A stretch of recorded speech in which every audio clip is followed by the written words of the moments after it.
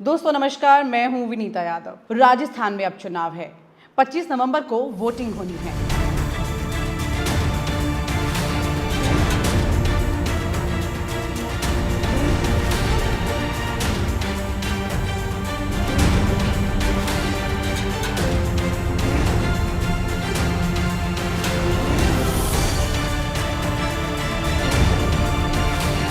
राजस्थान में 200 सीटें हैं, जिसमें सरकार बनाने के लिए 101 का शगुन जो पार्टी देती है उसे खुशियां मिलेंगी।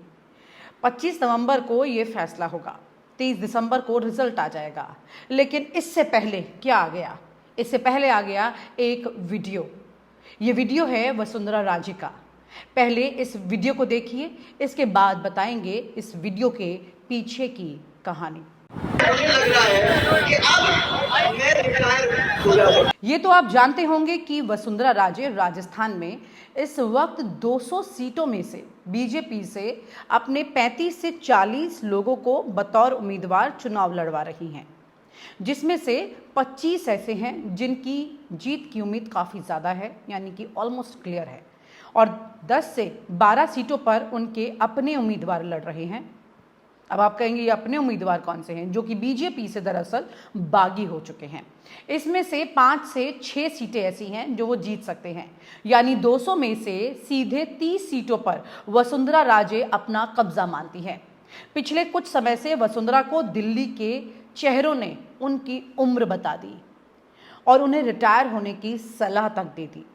वसुंधरा की उम्र 70 साल है, जो मोदी जी से तो कम है। लेकिन वसुंधरा को बोलना पड़ा कि अब मैं रिटायर हो जाऊंगी। सुनिए ये वीडियो। मैंने ये कहा था, तो मैंने इसलिए कहा था क्योंकि दुष्यंत को देखकर, कल भाषण सुनकर, सब लोगों का रिएक्शन देखकर मुझे भी बड़ी खुशी हुई। माँ एज अ मदर मुझे अच्छा लगा कि दोनों का इतना अच्छा एक दूसरे के साथ समन्वय था, और इसीलिए मैंने वो बात कही। पर मैं आपको ये बहुत क्लियर करना चाहती हूँ कि कहीं नहीं जा रही हूँ, मैं अभी नॉमिनेशन फाइल करके ही निकल रही हूँ, तो कहीं रिटायरमेंट का की बात मत अपने ध्यान में रहे। ये वसुंधरा नहीं बोल रही हैं, बल्कि उनके साथ जो पार्टी ने किया वो हताशा उनके दिल से बोल रही है। वसुंधरा राजे राजस्थान से अपना कब्जा अपने हाथ से छूटने नहीं देने वाली। वसुंधरा राज्य में सरकार जब चलाती थी तब कहा जाता था कि शाम के बाद दफ्तर बंद हो जाते हैं, लेकिन ऐसी बातें जो खुद पार्टी के लोगों ने इनके बारे में फैलाई वो इनके वोटर को असर नहीं करती है। आज भी वसुंधरा राजे को पसंद करने वाले लोग वहीं पर इंटैक्ट इनके साथ खड़े हैं। अब उसी वीडियो को एक बार फिर से आप गौर से देखिए। केंद्र से आए चेहरे और वसुंधरा राजे हैं इसमें, जो कि राज्य से वसुंधरा हैं। अर्जुन मेघवाल कानून मंत्री, जिन पर कैलाश मेघवाल जो एक अधिकारी थे, उन्होंने भ्रष्टाचार के कई आरोप इन पर लगाए थे, लेकिन आज ये कानून मंत्री हैं और राजस्थान से चेहरा हैं ये। दूसरे हैं गजेंद्र शेखावत, जो कि इस वक्त मोदी कैबिनेट में मंत्री हैं। ये दोनों चेहरे मोदी जी की टीम के पक्के चेहरे हैं। और नड्डा जी, इनको तो आप जानते हैं कि ये हमेशा मोदी जी के इंतज़ार में अक्सर वायरल होने लगे हैं। अब जब भी मोदी जी पहुंचते हैं उससे पहले नड्डा जी वहां पर खड़े होते हैं। अब इन सब के बीच वसुंधरा का ये फोटो कैसे सेट हो पाता? वो कैसे मुस्कुराती, कैसे फोटो खिंचवाती? आइए इस पूरी कहानी के इनसाइड स्टोरी जानते हैं और चलते हैं राजस्थान। तो हम राजस्थान में ही बात करते हैं सीधा वरिष्ठ पत्रकार अनिल शर्मा जी से, और अनिल जी से पूछते हैं कि वसुंधरा राजे जो हैं वो वाकई में इस वक्त उतनी खफा चल रही हैं जितनी कि दिखाई दे रही हैं, और क्या वाकई में उनकी रिटायरमेंट वाली बातें जो हैं और ये तमाम तरह के विवाद जो सामने निकल के आए हैं, ये बहुत कुछ इससे ज्यादा अंदर खाने चल रहा है? इस पर आगे चर्चा करते हैं। बहुत बहुत शुक्रिया आपका न्यूज नशा के साथ जुड़ने के लिए Anil, thank you so much. ये जो वसुंधरा राजे को लेकर के तमाम तरह की अटकलें लगातार चली कि बीजेपी उन्हें मना रही है, बीजेपी ने उन्हें मना लिया, फिर वो नाराज हो रही हैं, फिर उनके कैंडिडेट्स जो हैं वो अपने बीजेपी में उनको जितनों को टिकट मिला है, कितनी बड़ी उनकी फौज उधर है या कितने बागी होके चले गए हैं, कुल मिलाकर के क्या वाकई में 30 विधायक तक ऐसे हो सकते हैं आफ्टर इलेक्शन कि वो इतनी स्ट्रेंथ पा सके? अगर वो पाती हैं तो क्या वाकई में वो वक्त का इंतजार कर रही हैं बीजेपी में इस वक्त अपनी ताकत दिखाने के लिए? विनीता जी, दो चीजें बड़ी नोटिसेबल है। पहले अपन इस टॉपिक पे आए, उससे एक ही बात करते हैं। वीडियो ऑफ कैमरा आप और मैं बात कर रहे थे, उस पर एक बार बात करते हैं कि जो वीडियो रिलीज हुआ, जो संकल्प पर जिस दिन जेपी नड्डा जो प्रेसिडेंट ने बीजेपी के वो रिलीज कर रहे थे, उस दिन का एक वीडियो बाहर उभर के आया जो बड़ा वायरल हुआ। देखिए, उसकी वेरासिटी तो हम नहीं बात कर सकते, पर जो हुआ अगर वो सही है तो मैं मानता हूं इससे ज्यादा उनको कोई भी बुरी चीज उनके साथ पार्टी नहीं कर सकती। आपने वो वीडियो देखा हो, उनके हाथ से पोस्टर लिया गया और पीछे से एक आदमी ने आके गजेंद्र सिंह जी को पोस्टर दिया, जिसको उन्होंने वसुंधरा को दिया। उन्होंने वो पोस्टर दिखाया नहीं, उन्होंने उसको टेबल पे रखे रखा। और जिस ढंग से वो वसुंधरा जी उस वीडियो में गजेंद्र जी को देख रही थी, वो बहुत कुछ कहता है उसमें। मतलब sometimes picture are much true than original चीजों में। वो बिल्कुल आपको बताता है कि वसुंधरा जी किस हद तक नाराज थी और किस तरह से वो इनको देख रही थी। गजेंद्र सिंह शेखावत को लग रहा था काफी तेज गुस्सा है या बहुत तेज नाराजगी है उनको इस चीज को लेके। अब दूसरे पॉइंट पे आता हूं मैं आपके। वसुंधरा जी को आप देखें, 5 साल में से मैं मानता हूं करीब 4.5 साल या 4.25 साल मान लीजिए, मैं पोस्टर में भी नहीं लगाया गया था राजस्थान में। बीजेपी के जो पोस्टर्स होते थे उसमें से भी उनको गायब करने की कोशिश की गई थी, जबकि वसुंधरा जी ने अपने लेवल पे बर्थडे सेलिब्रेशन भी करे और उसके अलावा देव दर्शन यात्रा भी करी। और उसमें जिस तरह की भीड़ पड़ी थी, उमड़ी थी, वो अपने आप में एक देखने वाली चीज थी। उसके बाद में वसुंधरा जी धीमे धीमे पोस्टर्स में आई और पोस्टर्स में आप उनको देख पाए। बीच में मोदी हैं, एक तरफ राजेंद्र राठौड़ हैं और वसुंधरा जी हैं। अगर मैं गलती पे नहीं हूं तो पोस्टर से ये क्लिक नहीं करता दिमाग पे, बट वसुंधरा जी उस पोस्टर में हैं, पर पीछे की तरफ हैं। सीपी जोशी हैं जो आगे प्रेसिडेंट हैं बीजेपी के। और इसके अलावा और भी एक शायद एक और हैं, 4 जने हैं उसके अंदर। आप वो देखें तो आपको पता लगेगा कि वसुंधरा जी को कुछ इंपॉर्टेंस देने की कोशिश की गई। और ये बात फर्स्ट लिस्ट जब डिक्लेयर हुई बीजेपी की, तो उसमें मान लिया गया था, जिसमें आपको याद होगा 7 सांसदों को टिकट दिया गया। 6 लोकसभा के थे, 1 राज्यसभा के थे। लोगों ने मान लिया कि वसुंधरा जी की तो एक तरह से छुट्टी कर दी गई। उसके अगली जो लिस्ट आई, उसमें एकदम से प्रतीत हुआ कि वसुंधरा जी ने वापस सेंटर स्टेज पा ली है, क्योंकि आपने 30 बोला।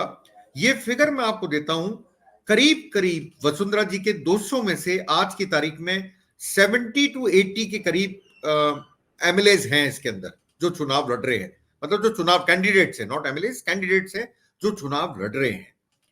अगर बेस्ट ऑफ बेस्ट भी आप मानते हैं तो 60% के करीब हम मानते हैं जीतते हैं, तो करीब 42 से 45 के करीब उनके एमएलए जीत सकते हैं। इसके अलावा एक बहुत बड़ी बात है, इसके अलावा 30 बागी खड़े हैं, आपको पता होगा राजस्थान में बीजेपी के।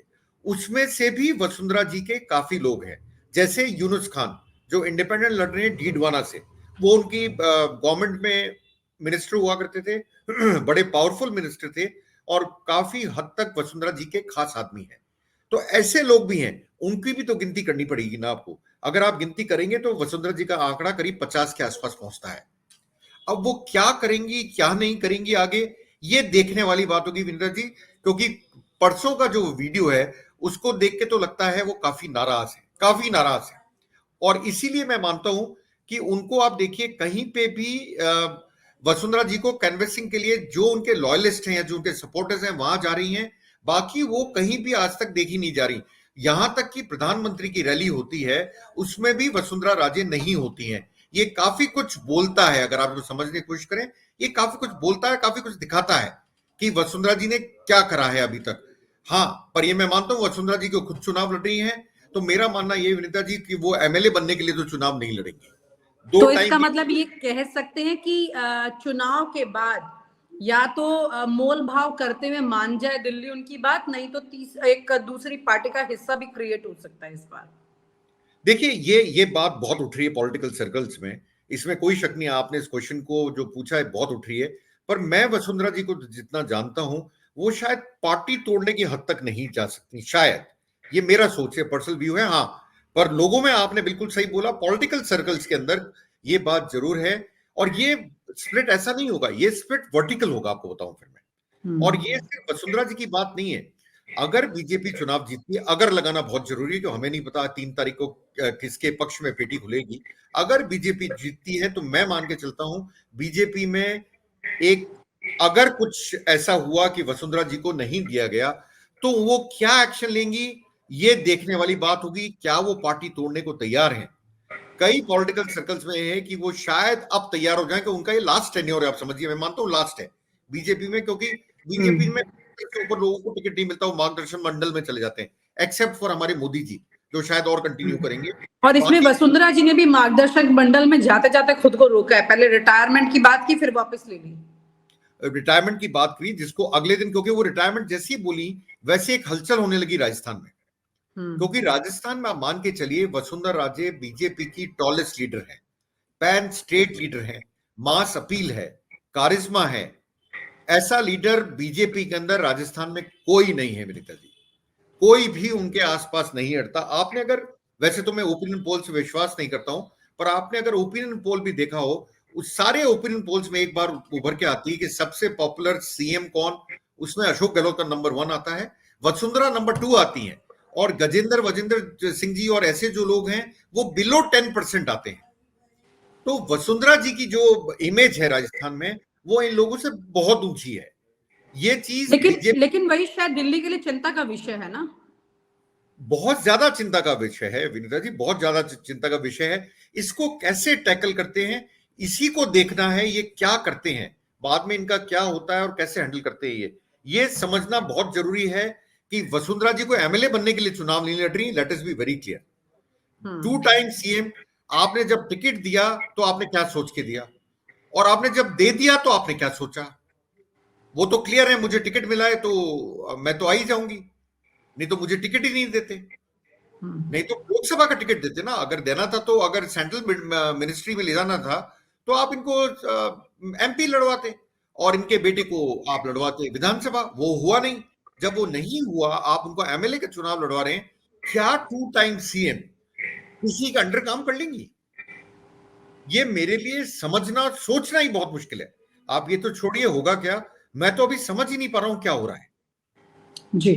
एक अहम सवाल ये भी है, क्योंकि जब वसुंधरा राजे के उस मुख्यमंत्री कार्यकाल की बात की जाती है तो ये कहा जाता है कि शाम के बाद दफ्तर काम नहीं किया करते थे। इस तरह की इमेज की चर्चाएं होना, खास तौर से क्योंकि एक राजसी खानदान से हैं वो, और उसी तरह के शौक वाली बातों को लगाते हुए साथ में चर्चाएं जोरों से हुआ करती। तो ये सिर्फ इनसाइड बीजेपी की चर्चा शुरू हुई थी या फिर ये खुद कांग्रेस की तरफ से भी ज्यादा रही है? समझना बड़ा जरूरी है कि वो किसके निशाने पर ज्यादा रही है।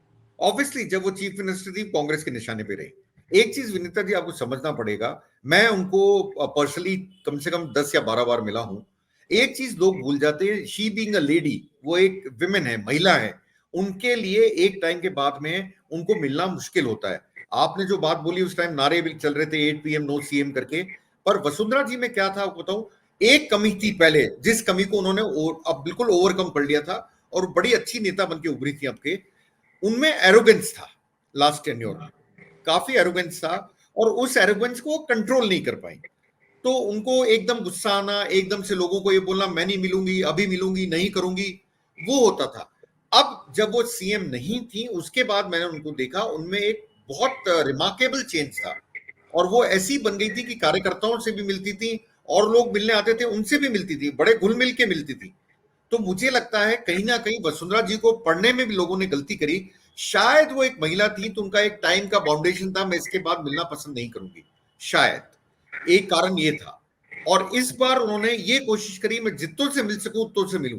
उनके घर पे लाइन लगी रहती थी। आपको बताता हूँ, एक सितंबर या अगस्त में एक प्रोग्राम हुआ था, सितंबर हुआ था, 24 सितंबर तारीख थी शायद, वो रक्षा सूत्र का, जिसमें उन्होंने सिर्फ महिलाओं को इनवाइट करा था अपने घर पे और अपने हाथ में रक्षा सूत्र पहने थे।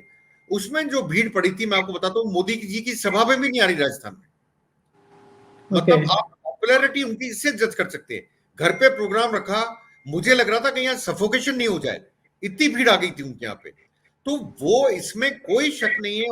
पता नहीं दिल्ली वालों को बात समझ में क्यों नहीं आती कि उनके सबसे पॉपुलर लीडर वसुंधरा राजे हैं राजस्थान में। ये मैं नहीं बोल रहा हूं, ये सारे सर्वेज बोल रहे हैं, ये मेरा व्यू पॉइंट नहीं है, सारे सर्वेज का व्यू पॉइंट। और ये मतलब बात कुल मिलाकर के जब वसुंधरा राजे के हाथ में अपनी जो ताकत इस वक्त चुपचाप से चल रही है, आप इस पूरे सिनेरियो कैसे देखते हैं, ये समझना बड़ा जरूरी है अनिल जी, की जहां पर इतनी सीटों का जिक्र जो आप कर रहे हैं, उनकी जो स्ट्रेंथ है मेन, वो अगर बीजेपी को भी अंदाजा तो होगा ही कि अगर आज वो उनके सामने उनके साथ एडजस्ट नहीं कर रहे और इस तरह की तस्वीरें सामने आ रही हैं जिसमें गजेंद्र शेखावत या फिर अर्जुन मेघवाल खड़े हैं, नड्डा खड़े हैं और वो सब लोग इस तरह से अपनी फोटो खिंचा रहे हैं और वो नाराज दिखाई दे रही हैं, तो ये सारी चीजें आगे जाके भारी पड़ेंगी बीजेपी को। एक तो बीजेपी को एहसास होगा, दूसरा वसुंधरा भी क्या आप इतना जानते हैं उनको, तो क्या वो एक सही वक्त की एक मौके की तलाश में है कि जैसे नंबर आएंगे और तब वो अपना काम करेंगी? देखिए, अगर आप नोटिस करें तो आप एक चीज पाएंगे बड़ी इंटरेस्टिंग है कि वसुंधरा जी का जो ये आपने एक्शन बोला परसों हुआ, गुस्से में थी और पोस्टर उन्होंने उठाया नहीं, नीचे रख दिया, वो दिखा भी नहीं उस पोस्टर में क्या लिखा था, ये भी नहीं पढ़ा। ये बात बिल्कुल सही है। मेरा मानना ये है कि फर्स्ट लिस्ट जब डिक्लेयर हुई थी विनीता जी, उसमें वसुंधरा जी को कोई भी सपोर्टर को टिकट नहीं मिला था।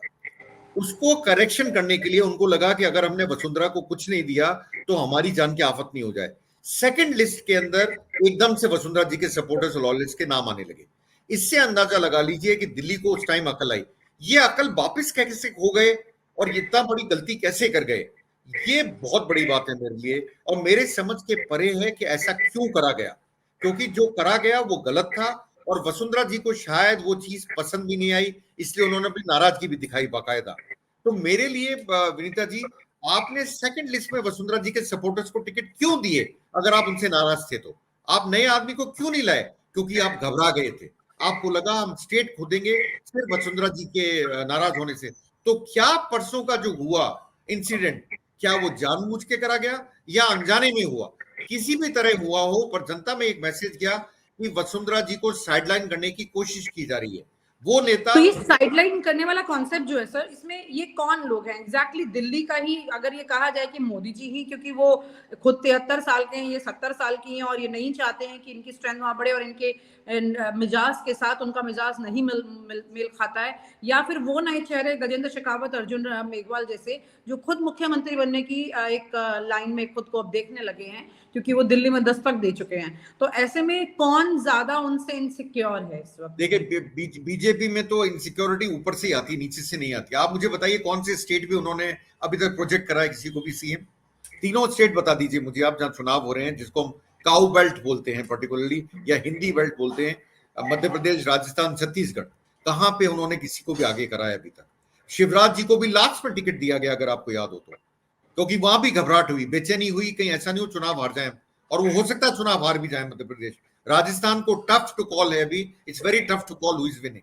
बट ये जो चीजें हो रही हैं राजस्थान में, शायद जनता इसको आराम से नहीं लेगी विनीता जी, और शायद इसको हंसते गाते नहीं लेगी, मेरा मानना ये है। और ये इसका अंतर पड़ेगा ऑन द ग्राउंड अगर वसुंधरा जी को नहीं रूठे से मनाया गया तो। क्योंकि मेरे को एक इंसिडेंट याद है, लास्ट इलेक्शन 2018 में यही योगी आदित्यनाथ थे, यही प्राइम मिनिस्टर मोदी, उस टाइम प्राइम मिनिस्टर नहीं थे, शायद 2000 थे सॉरी, या नहीं थे, मैं भूल रहा हूं अभी। उस टाइम इन्होंने यहाँ पे जितनी रैली करी, उस रैली के अंदर ज्यादातर 40% उनका कैंपेन रेशियो आया। मतलब जहां वो कैंपेन करने गए सिर्फ 40% कैंडिडेट जीते, और जहां पे वसुंधरा जी कैंपेन करने गई, 2018 के चुनाव की बात कर रहा हूं मैं, सॉरी, वहां 70% स्ट्राइक रेट था वसुंधरा का। आप इससे अंदाजा लगा लीजिए कि राजस्थान में एक टाइम ऐसा था जब Vasundhara ji popularity in campaigning was much ahead than Modi और शाह और योगी आदित्यनाथ। ग्रेट। सो वसुंधरा राजे ने एक बहुत सीधी सी बात कही कि मैं किसी जाति को नहीं मानती हूँ, जाति सिर्फ महिला और पुरुष की होती है।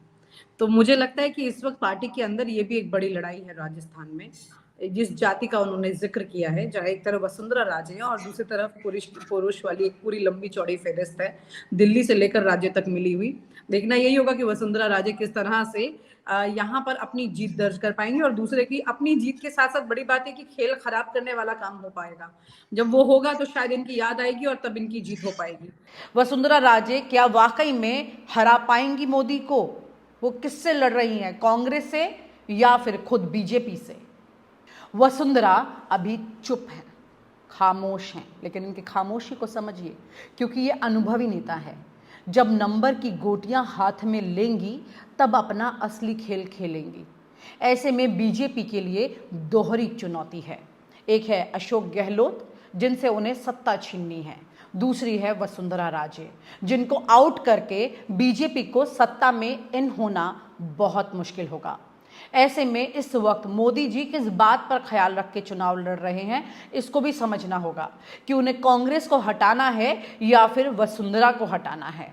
इस दोहरी लड़ाई में कहीं ऐसा ना हो कि खुद उनकी जमीन कमजोर हो जाए।